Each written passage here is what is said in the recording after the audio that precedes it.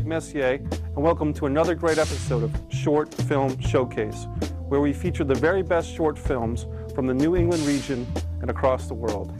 On this episode, we have two great in-studio guests, but first, we want to take a look at a short film titled The Cynic, the Bat, and the Fist by filmmaker Chad Kaplan. Let's check it out right here on the Short Film Showcase.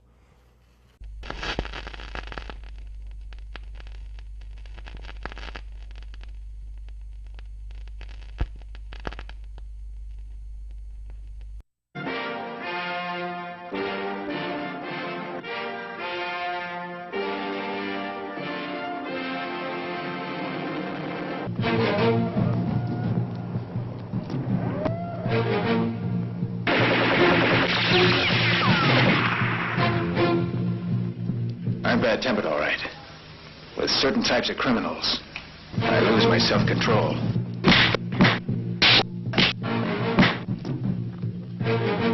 We can't use criminal methods to fight criminals and create chaos. I know the book. And if we stick to the book, we've had it. You know what we need to beat it? A special squad with the authorized backing of the law.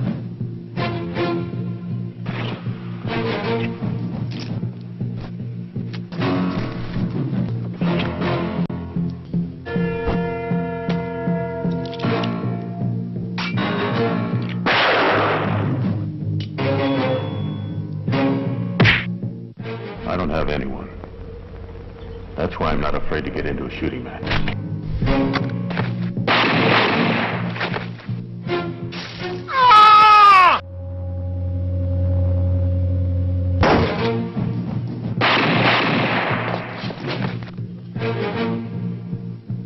Batman? I know him.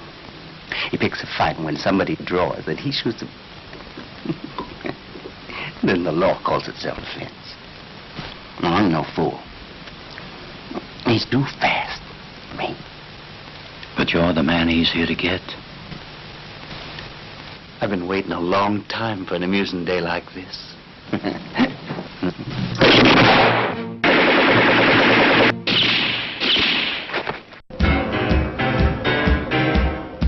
have to make a plan of attack. There must be a way to drag him back in. It's only the first round, Monsieur.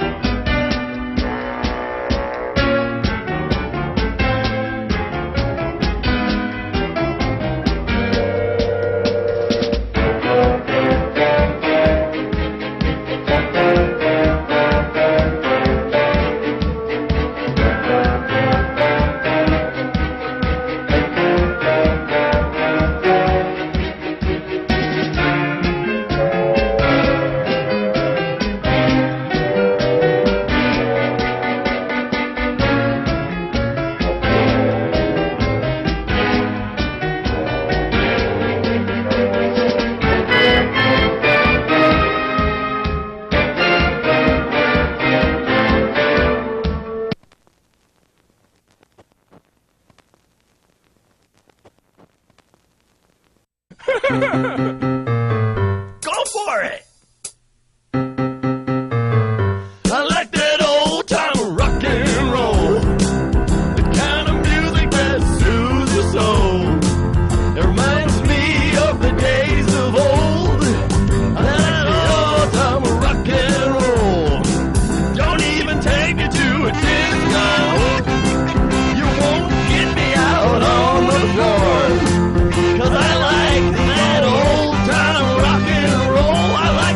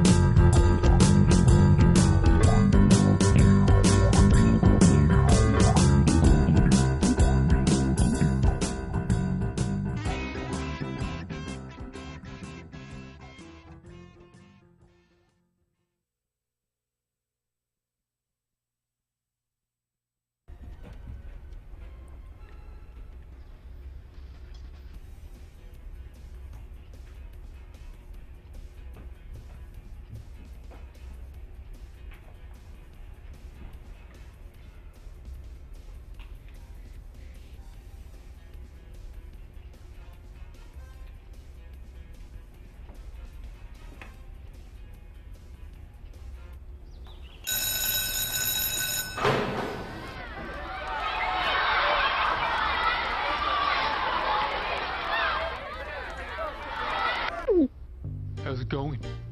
Butthole. Let's see, what do we got here? Apple, milk, PB&J with the crust cut off. Impressive. Oh my, that was tasty.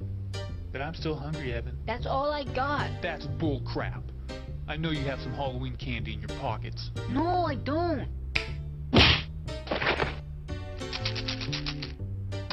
Well, well, well. Looks like we have a candy hoarder in our midst, gentlemen. Hey, that's my candy. You can't do this. Need to cool down, kid.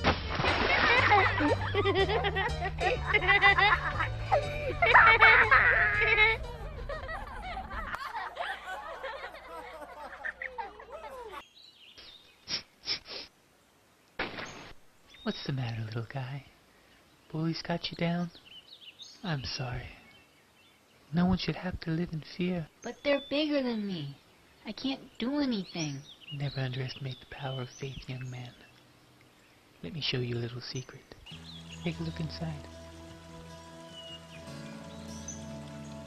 This is where little boys come to get rid of those pesky demons forever.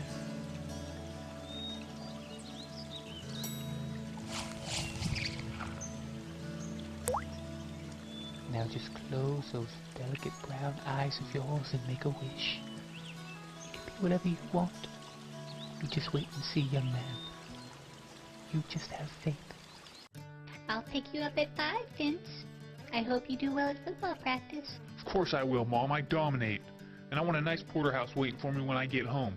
None of that hamburger helper crap you like to make either, you lazy heifer. Yes, dear. Oh my God! Mom!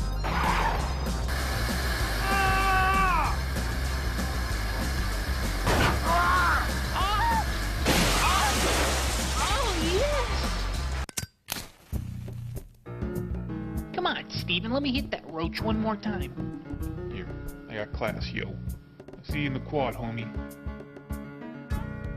Damn it! What is it about good skank that always makes me have to deuce?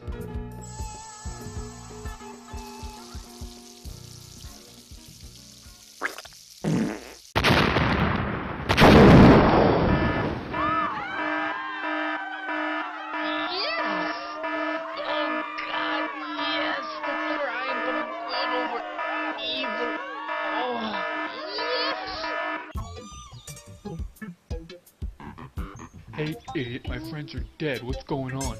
Careful what you wish for. Are you holding out lunch money on me? Give me that.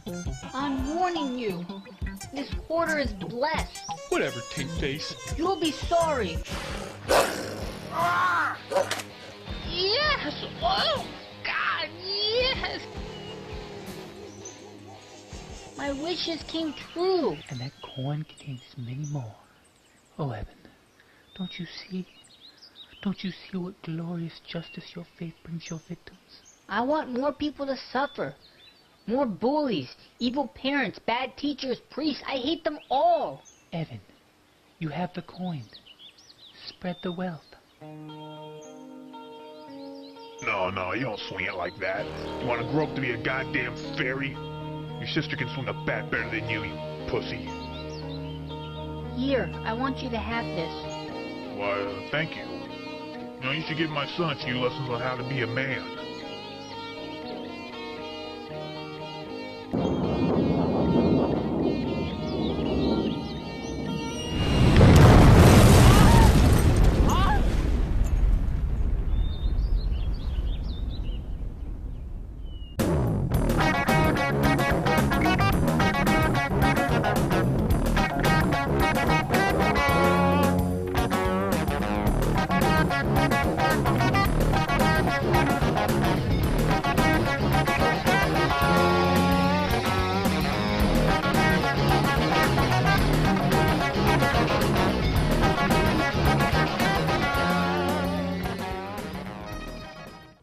Right now in our studio, we have a very special guest, Frankie Imbergamo. Hey, Mike, how are you? Nice to meet you, Nice Frankie. to meet you, Michael. How are you doing today? Very good, thanks. How are you? Good. You have a very stacked resume. Yes. I checked you out on IMDb. That's correct. And you've got DJ Stan the Man. That's the title of the project? Yeah, this DJ Stand the Man is a feature film. Yep. And we've been filming it for about a year and a half. And I'm one of the lead characters, one of the major roles. And we just wrapped it up last Sunday, and it'll be up, it's in post-production at this time, and it'll be seen in the theaters sometime in September, October. And this is a project that you were the producer on? I was one of the producers. Yeah. And it's directed by Matt Fisher. Okay. And Michael Calvin he's a videographer and producer as well. Tell us about the project. Tell us. Yeah, it's about Chase Carson plays the lead role, and it's about this DJ Stan the Man. It used to be he used to be like a rock star DJ about 25, 30 years ago. Yeah. And now today he only gets small gigs, small weddings, and he's very, very frustrated. And he takes out, you know, his frustrations on his staff. I play his photographer. Okay. And during the film, not to give too much away, but I get into a confrontation. I end up with a black eye in the film. Oh, okay. And but he's fighting with the groom's fathers, the bride's mothers, things like that. And he just can't take the pressure because he can't get used to the music, the newer music, right, and the changes the way he was years ago. So it's very fresh, and that's what the whole movie's all about. Reminds me of the frustration of a character, say, that Mickey Rourke played in The Wrestler, almost like that. When you've kind of come to a point where you're not quite fitting in with society anymore in your chosen profession, and then... Exactly, yeah, that's correct. Exactly, that's exactly how he is, yeah. Yeah, yeah, that's intense. So we have a lot of fun doing it, and I think it's going to be a very big hit. And we have all very good actors, and everybody works together well. Nice. And when you're involved in a project like that as a producer, one of the producers, there's so much work that goes into it. And a lot of our audience would be interested in how much work, what type of work did you do specifically in working with your team of collaborators? Well, specifically, I work a lot with the director in trying to get the locations, which we've been very successful. We just did in this movie here, there is a funeral scene. Okay. And rather than doing a makeup type funeral parlor, right, we actually got a real funeral parlor out in Watertown, Massachusetts. Wow. And that worked out so well that it upgrades the movie itself, the decor and the actual setting. It's fantastic. It really worked out well. The production values are enhanced because it's a real working facility, venue. Exactly. In the funeral parlor. Yeah. In this movie here, we have more than one wedding, and it's like several different weddings go on. Right. So this is what it's all about. Nice. That's great. And then looking at your resume, Frankie, I mean, you've got so many projects going on. Gilded Lilies is a new project that was filmed in Boston, and you it says you played a delivery man in that? Yeah, I worked in 2 different locations, one in Boston and one at Union Station in Worcester. And we filmed there. It was an ABC series. I played a delivery man. It was this, it's about this very, very rich family who opened up the first hotel in New York City. Okay. The Lily Hotel. Yep. This was based on. And supposedly Showtime is going to pick it up because ABC didn't really follow through with it, so I don't know what happened, but Showtime may pick it up. It's such an interesting business how projects can kind of... can fall right apart. Right. All that hard work and expense, you know? Well, there's always hope. I mean, there's so many situations with TV projects especially that have started in one place and ended up somewhere else. Right. And so you just never know. But as an actor, what has inspired you to be involved in acting? When in your life you say, hey, you know, this acting thing is something for me that I want to do? Yeah, I was working for the Postal Service. I was in the management capacity for over 25 years. Yeah. And back in 2005, I write cookbooks as well. Okay. And I wrote an Italian cookbook, and I applied for a contest at Emeril Lagasse's Emeril Live. He had a food contest, Italian food contest. So I submitted my meatball and sauce recipe. Yeah. And there was 1,500 contestants, and they were going to pick 4 in the whole country. Okay. And the first call I got, I was in the top 100. Then 2 weeks later, I was in the top 25. And then the final call came, I was the top winner. Wow. And they came to they met me in Boston in the North End. Yeah. They met me in the butcher shop buying the ingredients to make the meatballs. Then we did some walking and talking through Boston, the North End, the Italian section. Yeah. Then they came to my house where I made the recipe live. And 2 weeks later, they flew me onto over New York City, onto the set, Emeril Live, where Emeril recreates the whole 4 recipes. And me and my wife and the other winners and their spouses, we all went on the show together. and we had a great time. It was an hour show. It was fantastic. That is fantastic. Yeah, and then after that, what happened is I got kind of like, I got noticed by some people, and there was 2 movies in Boston at that time, and I wasn't an actor.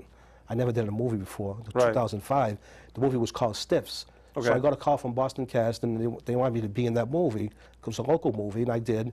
And that's when I got the taste of it. And then after that, I took a class at the New England Models Group with Tom Logan. He's a Hollywood acting coach. And after I did that, and I took some headshots, and I applied at Boston Cast, and now I've been in 33 films. Nice. You got the buzz. You got hooked. Yeah, that's what You got the bug. That's great.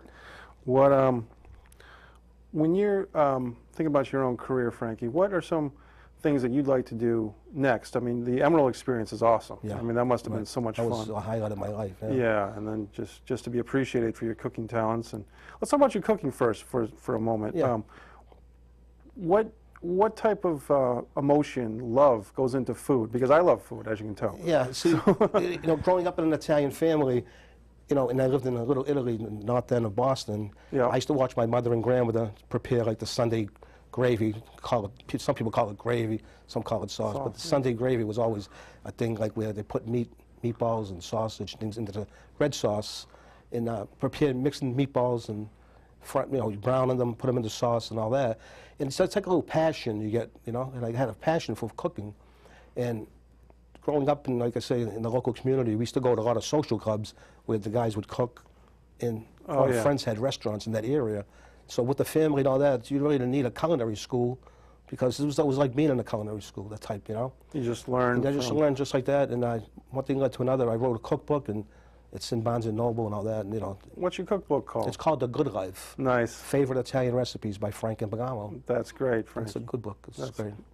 That's great. So now going back to acting. Yeah. And then kind of Emerald, it's interesting that the Emerald show was kind of a liaison between your cooking talents and your acting passion. Exactly, yeah. So what's next, Frankie? What do you see doing next? Right now I'm doing some indie films. Okay. I just had a speaking role in a big movie. I was playing a waiter. It was like a principal speaking role type. It's called American Hustle. Okay. It's a David O. Russell film. Yes, who did The Fighter, is that correct? Yes, exactly. He did The Fighter. Right. And he's won some other movies and won some Oscars as well, too. Yeah. But this movie is called American Hustle, and it's Jennifer Lawrence, Christian Bale, Amy Adams, Jennifer Renner, Jeremy Renner, and Bradley Cooper. It's quite a cast. Yeah, so I was a waiter, and I was serving them food Nice. at this restaurant in Worcester. It was an Italian restaurant. It was supposed to be New Jersey. Right. But, it's, But that's how even the this city is. acts as another city. Right. When you're on set with these, big stars, the audience might be interested in it. What's the protocol? What's it like? What's your emotional content when you're dealing with stars and you're kind of interacting with them? Well, you're working in a very professional manner. You don't go up to them and you don't approach them, and if they initiate a conversation with you, it's all well and good. Right. There's no problem. Like I've talked with Sandra Bullock many times, and Melissa McCarthy and the Heat.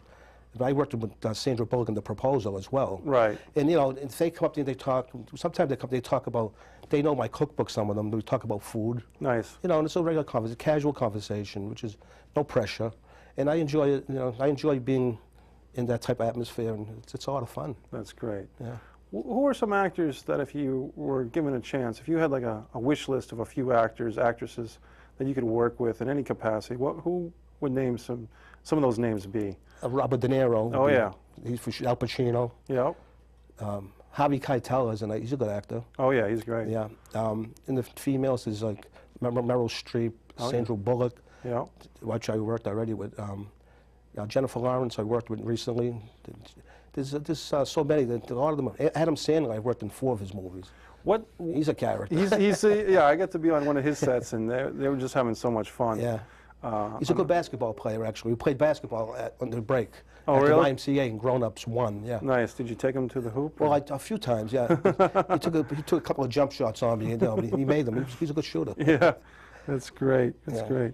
You ever thought about doing any theater, Frankie? Because I can see you working a crowd and just having so much fun in a theater facility. Yeah, I'm glad you said that, Mike, because we were just talking about pizza makers. Actually, we were in today's newspaper. Nice. I think I showed you earlier in the Inside Track in the Boston Herald. the director, Chris Palermo, he put together a fantastic script, and he was talking about they want to do like a 15-minute type, you know, like a short play. Yeah. Short play, yeah. Yeah. Up in Beverly, Massachusetts. Nice. So we're thinking about, everyone agreed to do it, so I think it looks like we're going to do it. That's great. And It'll be the first play I've been in. I've never been in a play before. that's outstanding, because I think your personality is so charming that you would just engage the audience. Thank and you. tell us a little bit about Pizza Makers before we have Yeah, to. Pizza Makers is a webisode series, short film, that is based on Chris Palermo, the director. He's also the writer and the producer, and an actor as well. And it's based on his family's pizza place growing up as a kid. And things, it's me and Bob DeChico, another actor, we have a place called Frankie and Lou's Pizza Palace. It's based on. It's not a real place, but it's based on that. Right. And things happen in the pizza place every day. You know, like someone broke the toilet. Right, the right. building inspector came in, and stuff like that. And different scenarios happen, and it's a lot of fun. We all enjoy it, and it's low key, and we have plenty of pizza after. We all have plenty of pizza to eat afterwards. That sounds like so much fun. It's a lot of Frankie. fun. It is. I mean, that's the key word for you in your career, is just fun. Yeah, and we're doing very well on it. We just did episode 6. We did 6 episodes so far. That's fantastic. Yeah. And Frankie, we're going to show some of your materials here on the Short Film Showcase. Okay. So I want to introduce that. I want to thank you for coming on the show, Frankie. Thank you very much, Mike. It's a pleasure being here. Thank you. Right now on the Short Film Showcase, we're going to check out DJ Stan the Man and Frankie Imbergamo's professional acting reel. Let's check it out right here on the Short Film Showcase.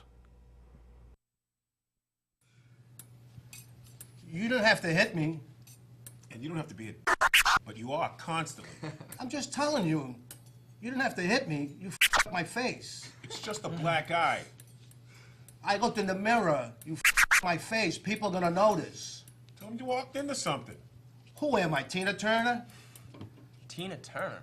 Rihanna, is that better? Oh, yeah, that is. That's good. There's nothing funny about abuse. I can have you arrested, you know. It's just a black eye. Yeah, Calvin, it's just a black eye. I mean, come on, look at Stan. He's got 2 of them. There you go. If anybody says anything, just say, hey, you should see the other guy. That's not funny. I need my eyes, both of them, to take pictures. You don't need both your eyes. You close one when you look through the hole. Close the black one. You think it's that easy? Yes, I do. Stop being a pussy. You're an asshole. That seems to be the theme of the night.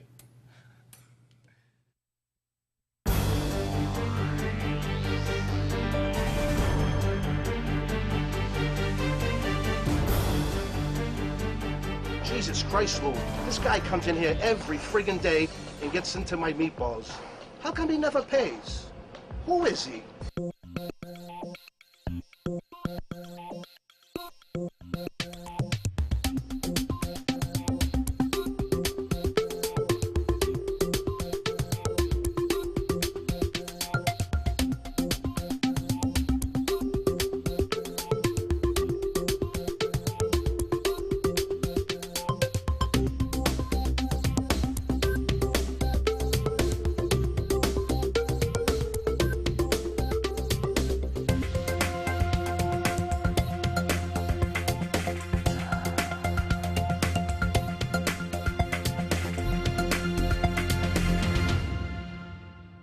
Get started here. Let's not mess around. Let's take a look at our first winner.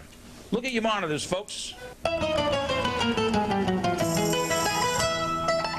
Hi, I'm Frank Imbergamo from Boston's North End, and I'm going to show you how to make Frankie's gravy. One of my fondest memories was when my mother was frying the meatballs on Sunday mornings.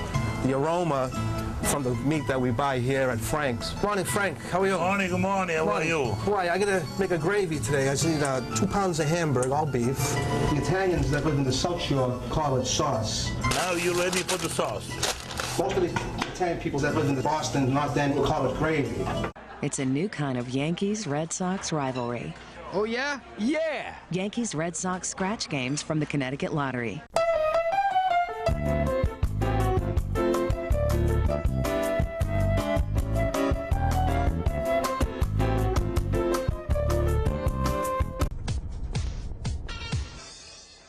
Hey, Frankie. I ordered the chicken parm with extra cheese. Annie, today's your lucky day, because I've got a deal for you. How about if I give you this sandwich filled with oven from the oven, and you agree to go out with me? How about this, Frankie? I'll agree to pay you double for the sandwich, and you'll agree to leave me the frig alone! Mr. Tromboni, where are you on family values? He's for him. Thank you very much.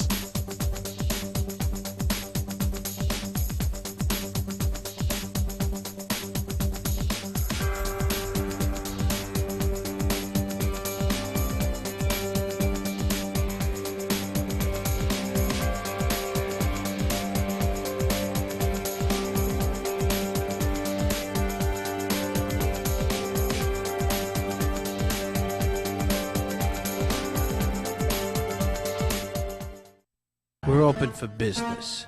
Come in. Hey, Tony, how you doing? How are you? Jesus Christ, Lou. This guy comes in here every friggin' day and gets into my meatballs. How come he never pays? Who is he? Why don't you tell me? Don't worry about it, Frankie, all right? Just make the boxes up, all right? Who the hell does this guy think he is? I put so much into my meatball production, and I want to be compensated for the fruits of my labor. You want a fruit? I got a fruit right here in my pants, all right? Just make up the boxes, all right? That's it.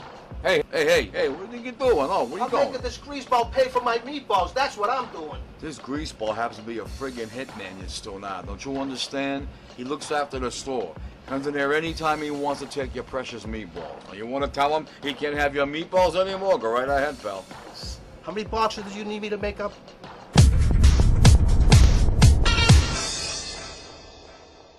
Hey, Frankie. I ordered the chicken parm with extra cheese. Annie, today's your lucky day, because I've got a deal for you. How about if I give you this sandwich filled with oven from the oven, and you agree to go out with me? How about this, Frankie? I'll agree to pay you double for the sandwich, and you'll agree to leave me the frig alone! What's so great about your meatballs anyways, Frankie?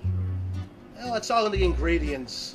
You have to have, plus you have to have the special touch to roll them. It's a very secretive thing from the old country. It takes many, many years to do that. How are you gonna roll meatballs with your nails like that?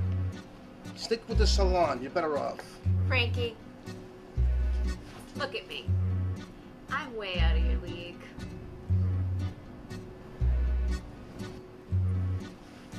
Why don't you and Louie go snuggle up in the corner with a zucchini, huh?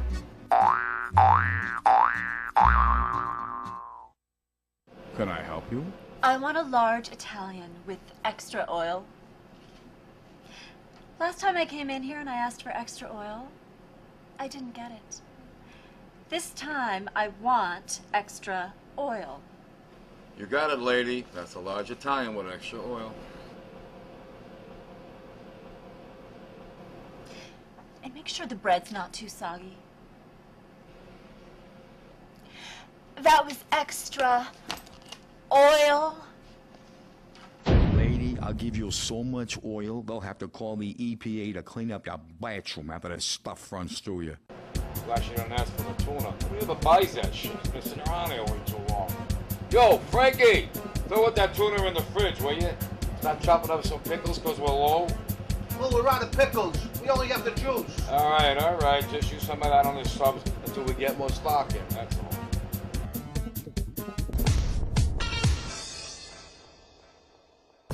Yo, Frank! What the hell happened to the toilet? Oh, it was a giant crack in the face. I think Betty broke it. Madon, she only works here 1 day a week. What kind of damage could she do?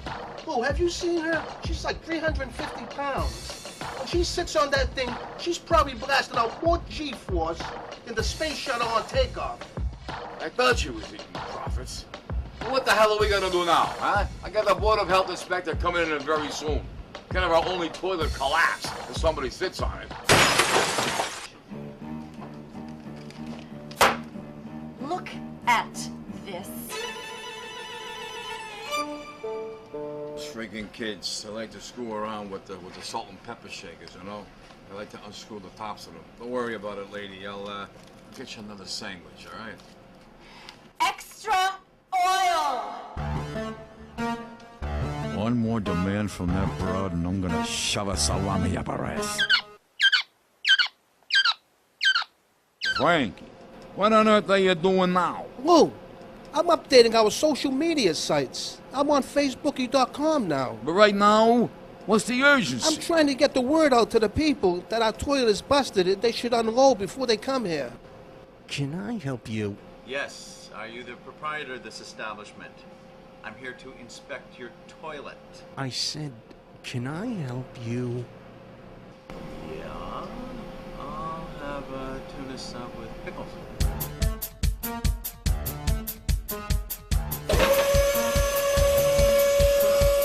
Hey, Lou, I fixed the toilet.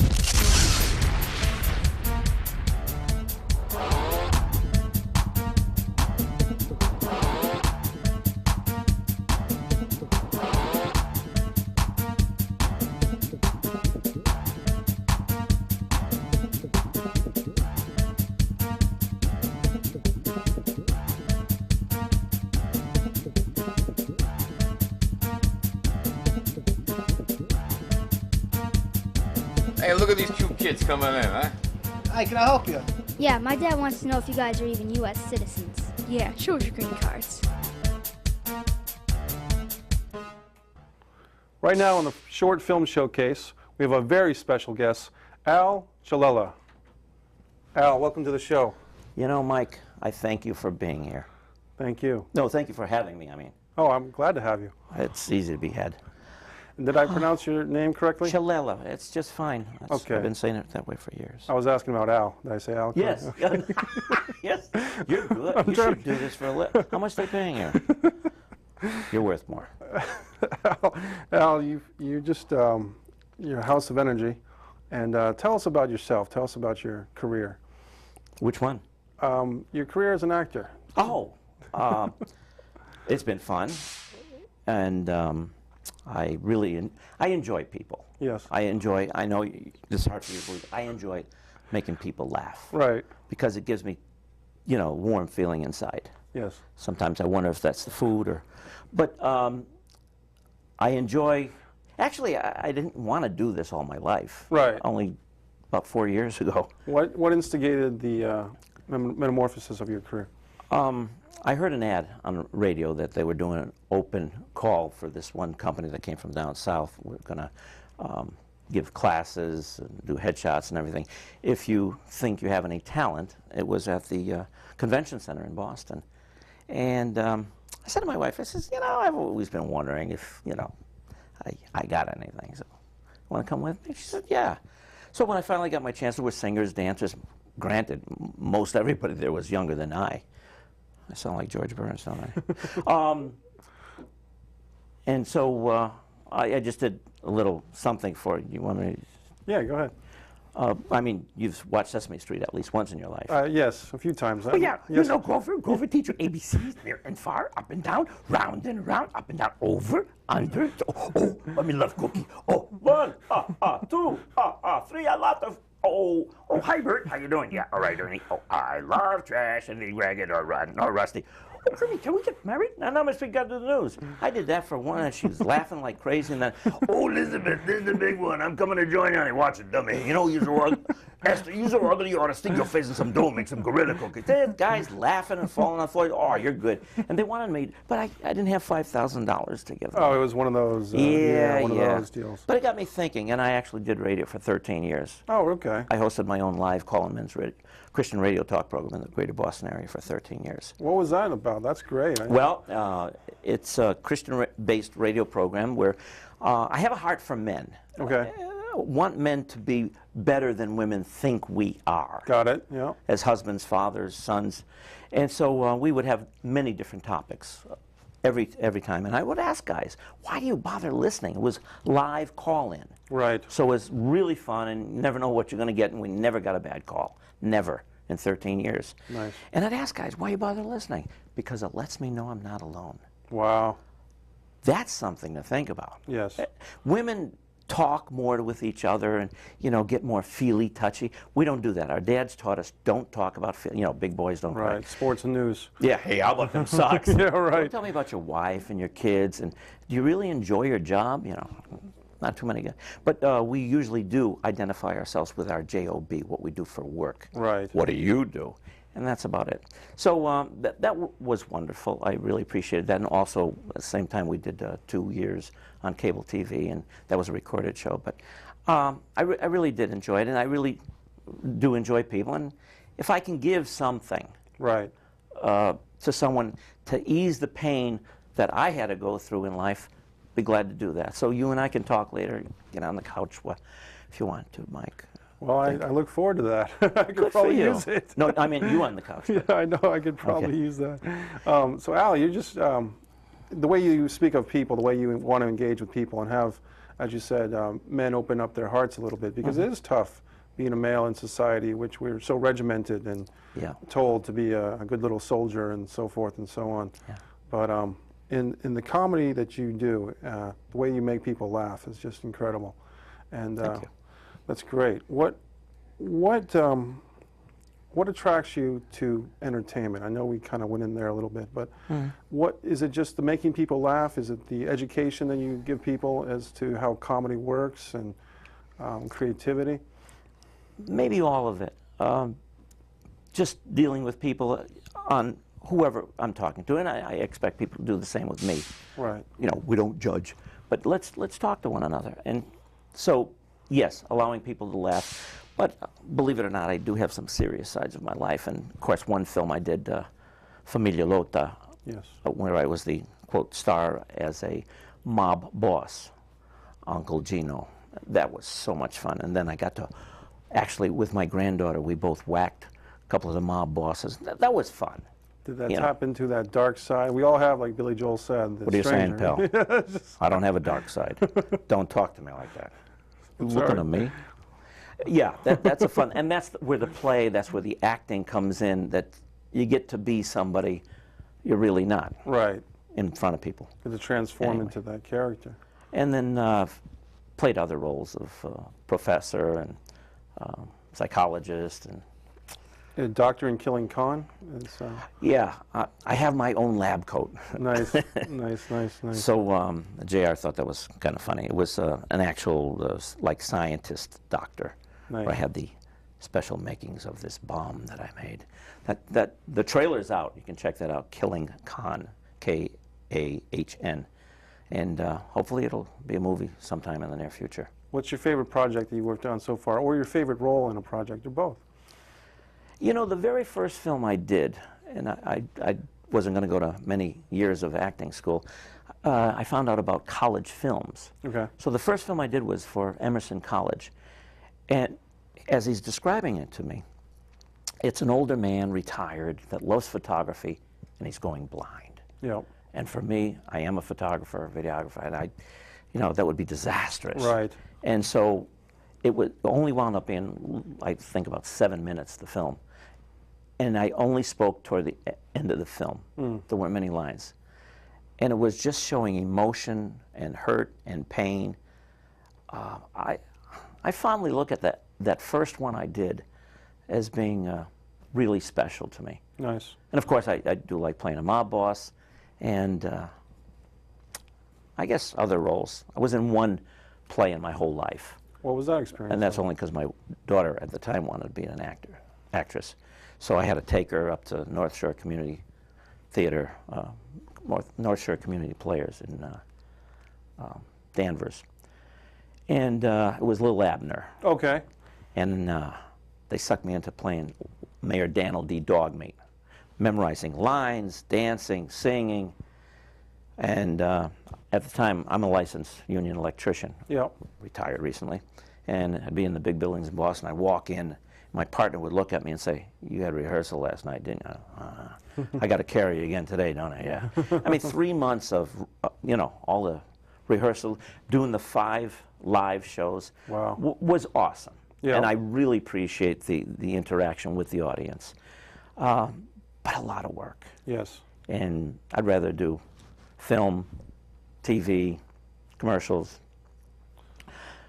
Sometimes I ask our guests if you could choose some actors or even directors to work with in the future, who would you put on your Well, see, now I'm going to be quoting that movie star Frankie Imbergamo. Oh, yes.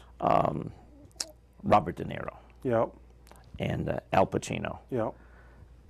Relate to them. Maybe because we're Italian. I don't know. That could be it. But definitely relate to them. Some people say with the humor, Robin Williams. I'd love to see that. You and Robin Williams go toe-to-toe. That'd be great. Well, let's see who would win. But yeah, you're right. It absolutely would be hilarious. That would be phenomenal. And you know, I was just a featured extra. Actually, didn't have lines. I'm in a theater booth. This is where an outside theater. You buy your tickets on the outside and then walk inside. This was up in Maynard, and so I'm just standing there and giving tickets to a couple who's extras, another couple extras, and then up comes Kate Winslet. Oh yeah. With the hero of the movie, 9-year-old kid, really great kid though. And I was surprised to see her because they didn't tell me that part. And I'm giving her a ticket. I'm like, whoa! And we had to do a 3 or 4 time take, and the camera's across the street. I might be seeing it. It's called Labor Day. But she actually starts a conversation with me. I'm like, oh, cool. Yes. The lady in the Titanic Right. is chatting Yeah. with the old guy, which I thought was cool. And she was so gracious to me. Very nice. She was very sweet. Yeah. Very nice. Then I was on one set with the grown-ups too, and I'm in the wardrobe line outside. It was hot. I got tank top on and shorts. Oh, it's hot. And about 50 yards away is Adam Sandler, and he looks over at me and another guy with me. Hi, fellas. Hey, how you doing? And he goes, hey. I says, hey. He was looking at my biceps, believe it or not. And I says, guess how old? He says, 46. I said, no, 66. Yeah, that's what I would have said. He's a fun guy, really. And then we were on the set of Here Comes the Boom. Yeah. This was at night in East Boston, and it was going to rain, and they made a rain machine. But who comes and sits in back of me with a bunch of other guys? Fonzie. Oh, yes, Henry Winkler. Little Henry Winkler. He's about to sit down, and I says, sit, Ubu, sit. Good dog. And he says, that was a good director. We started shooting the breeze, and come to find out he's a month younger than I am. Yep. He went to Emerson, and I said, this is the first film I did. And so it's just been a fun thing. I've actually acted in 22 films in the past 2.5 years. I know it's not a lot, but I'm trying. I mean, you're... Ask my wife. I'm very trying. Now take my wife, please. Take her where? I try to be so good to my wife. I bought her electric clothes, electric dishwasher, electric iron. She says, too many gadgets around the house, no place to sit. What do? I bought an electric chair. Henny Youngman. All right. This is great. Al, anything you want to say to our audience before we get going? Yeah, it's never too late. Okay. It's never too late to do whatever you want to do, whenever you want to do what you want to do. As long as you don't even have to know what you want to do, someone else will tell you. That's great. Huh? You know, in that play, Little Abner. Yes. Under a playbill, under your name and the playbill, they always have a saying. What's your saying? Mine is, are we having fun yet? Yeah. Because if I'm not having fun, I'm out of here. Not worth it. Well, Al, I hope you've had fun with us today. I know I've had fun. You know you're more fun than Silly Putty. Kid you not. I appreciate you, Mike. And more squeezable. Oh, see? Don't squeeze the Charmin. Thanks so much. Thank you, Al. Al Cialella, right here on the Short Film Showcase. Right now, let's take a look at some of Al's acting in his acting reel. Right here on the Short Film Showcase. Okay, Adam, there's something we need to discuss. Given that there's some clear proof here that you've destroyed department property, we feel it's appropriate to remove you from the film department. You must have formed some opinion. Look, in the old times, we'd be at war. I don't want that. You don't want that. All right. See? I told